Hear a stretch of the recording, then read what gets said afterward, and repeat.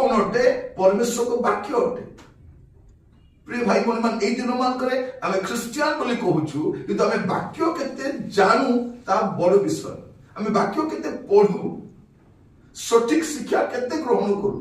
वाक्य को आमे केते तर्जमा करि पारुछु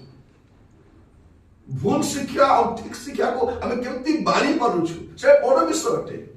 आज देखिए ख्रीस्टियान संप्रदाय गोटे बड़ गोष्ठी से अंधकार में भ्रमित हो बुलुंट कहीं वाक्य नहीं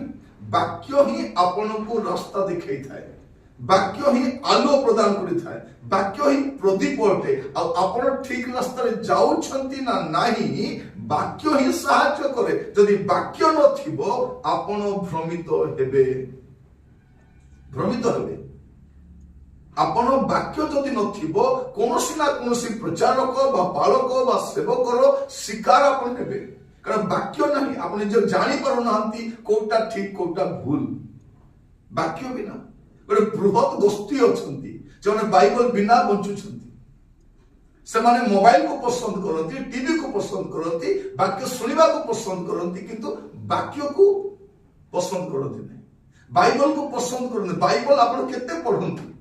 आपण जो संवाद गुडी शुणुछंती एटा ठीक ना भूल आपण केमते जानिबे वाक्य द्वारा ही जानिबे